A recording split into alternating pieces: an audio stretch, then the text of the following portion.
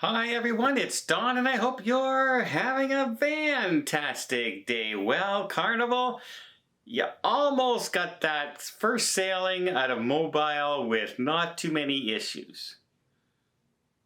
Almost.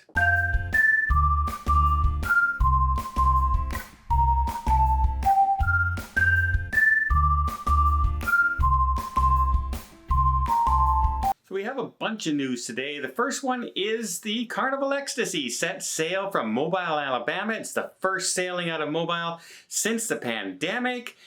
They went on their cruise and sure enough, getting ready to head back, they couldn't. Apparently, they had trouble getting two of the ship's lifeboats back onto the ship. There was issues, they had to fix it mechanically. And this caused the entire ship to be delayed, getting back to Mobile, Alabama for its return at about 12:30. So quite a bit later to get everybody off the ship and the next group back on. So they almost got that inaugural sailing out of the way. Unfortunately, this happened and caused a delay. So their first sailing out of Mobile didn't go quite as smoothly as they had hoped. Another sailing that didn't go very smoothly, well actually there's kind of two. Let me talk about two of them. The first one here I'll talk about is the Sky Princess. She was on her way to St. Thomas and they got denied boarding because of an unspecified amount of COVID cases between the crew and the passengers. I just came off the Sky a few weeks ago. Beautiful ship, was running really smoothly. But they got denied. And this is becoming, when Omicron hit, that was very, very prominent. Cruise ships cancel, cruise ships cancel. It hasn't happened very often anymore. In fact, the next two stories I tell you here, including this one, are the only ones I know about. So the Sky Princess got denied. They ended up heading off and ended up spending more time in another port. They arrived a half a day early. And the cruise line passengers got to get off there and spend more time in that port on an overnighter. So all's well that ends well, I guess.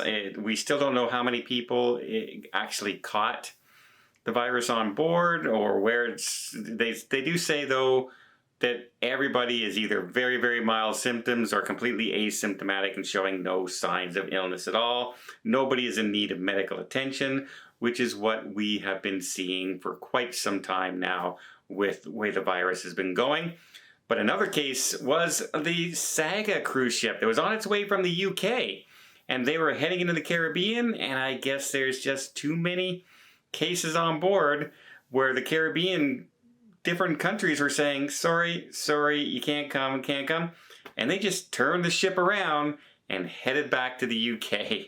So those are the only two ships I know of that have actually been denied. Now the Saga ship must have been worse. It's a smaller ship, so it has a much higher percentage of people that would be infected. So even if both ships, say, had 20 people, because one ship holds 450 people and the other one holds 3,000 people, the percentages are much different. So one will be able to get into other ports.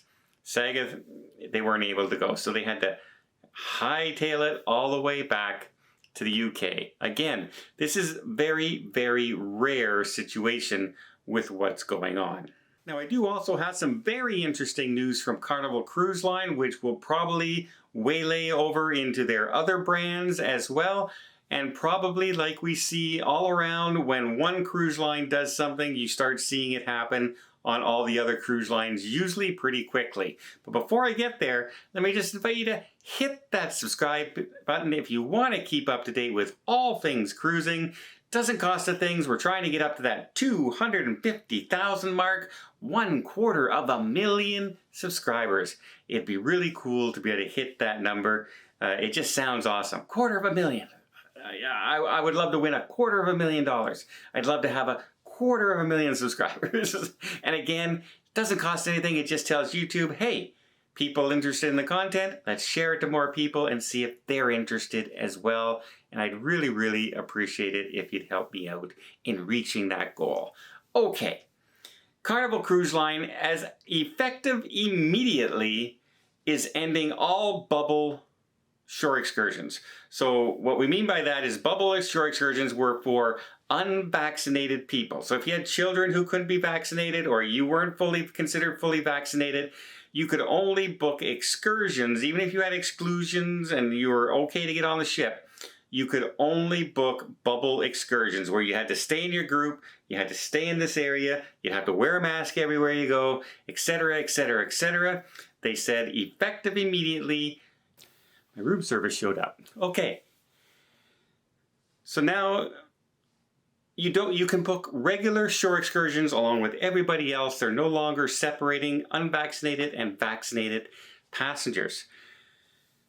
That's a pretty big move that is starting to show that, you know, they're easing the masking procedures, they're easing the testing things, they're easing shore excursions now. Hopefully it's not too much longer that we don't even have to think about protocols when we're getting ready to go on a cruise ship. We just jump on the cruise ship and go have a good time. We're very close to that now.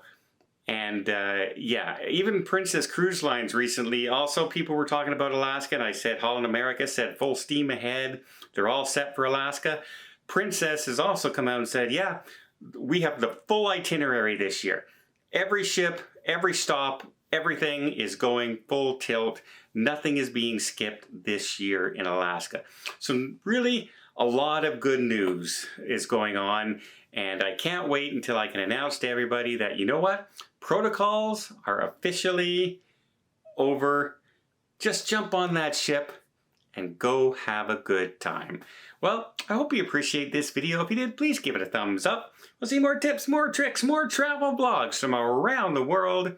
Hit that subscribe button. Until next time, have yourself a safe and a great vacation.